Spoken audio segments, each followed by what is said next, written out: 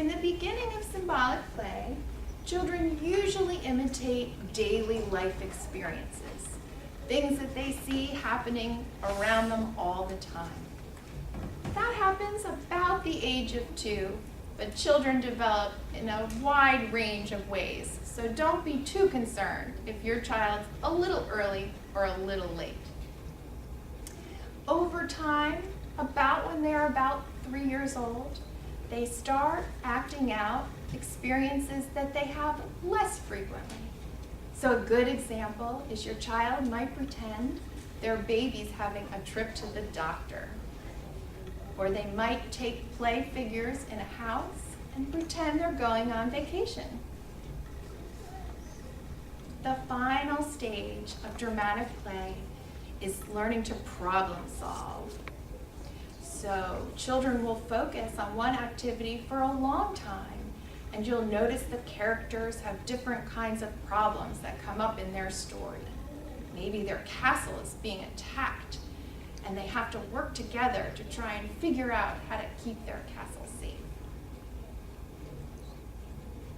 There are other words that professionals sometimes use to describe the stages of play. One very common researcher, or popular researcher, named Piaget, has talked about early child development. And when we think about children who are deaf or hard of hearing, there are 2 stages that we focus on for early development. One is the sensory motor period. The sensory motor period goes roughly from birth to age 2. Between the ages of birth to 8 months, your baby's experiencing the world through their senses. You want to try and do everything you can to give them the experiences that they enjoy. Some babies like to be rocked. Some love to be squeezed tightly. Some like soft textures. Some like bright lights.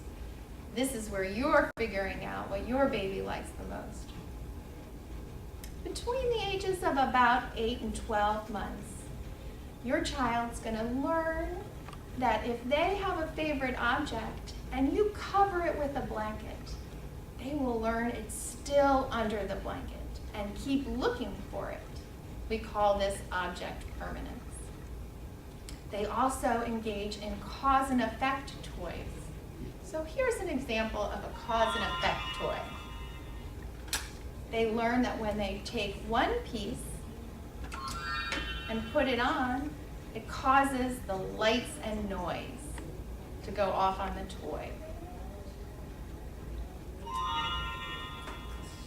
Peekaboo is a great game to play with your child at this age. Between about 12 and 18 months, children start to take toys that represent everyday life and play with them in the way that they see those objects working. So one good example is a truck. Lots of little boys like cars and trucks, and they like to take this truck and just drive it around, just like they see trucks doing on the streets every day. They like to play birthday parties, things that they've seen in everyday life. Little girls like to have tea parties and begin to pretend that there's water in their teapot, pouring into cups that everyone can then drink. Between about 18 and 24 months, children learn to act out longer and longer sequences. They themselves might become a character, like a dinosaur or a mom. They might enjoy pretending that they're going to sleep, or that the baby doll that they're playing with is taking a nap. That, about 24 months, would be the end of the sensory motor period, and then children move into what's called the pre-operational period. And that's when the play gets really fun. They start acting out long sequences, like going to the movies or pretending to go to preschool, baking a dinner and setting the table for you. Over time, children begin to play sequences that are a little less realistic. Maybe they're a fairy. Maybe they're a soldier. They take on roles and games and play sequences that might be more related to fantasies, things they've seen in movies, or things they've read about in stories.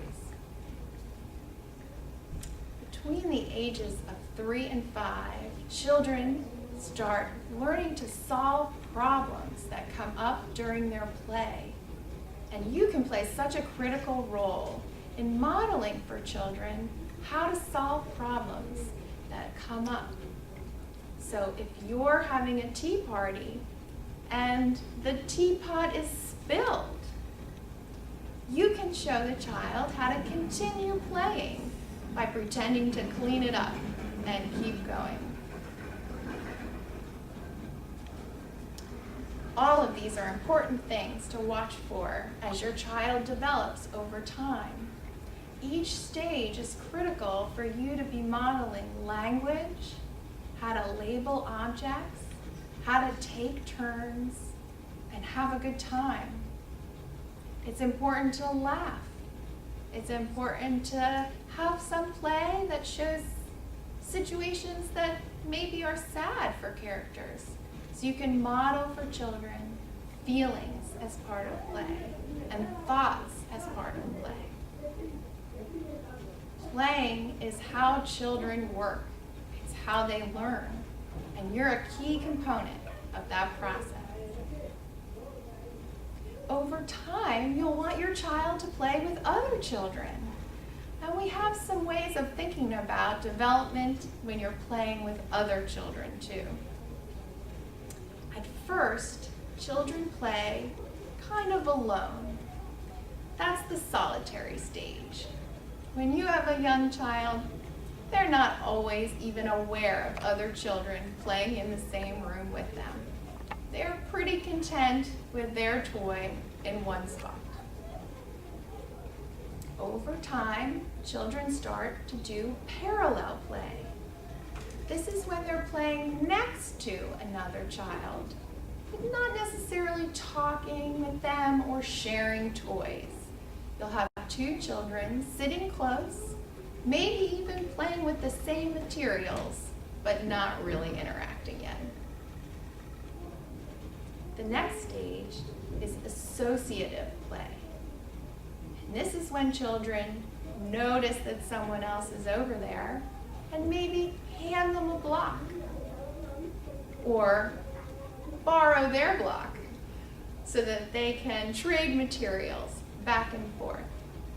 Maybe 2 children are playing 2 different activities, but they're talking to each other or signing to each other. Hey, look at this truck. This is my favorite truck.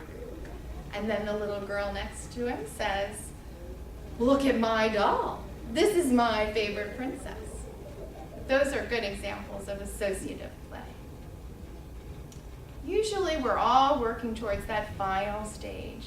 We call that cooperative play. And that's when you have 2 children working together. Maybe they're building a Lego castle. Maybe they're building a train track together. Maybe they're working together on an art project and one person's coloring the tree, and the other person's coloring the house. These are all great examples of cooperative play. Usually, that involves quite a bit of language, negotiation, talking about what the one child needs and wants might not be the same as what the other child wants. This is the foundation for all social relationships and friendships. So it's important to find other children and make sure that their language is accessible to each other. They need to be able to communicate with each other to have cooperative play.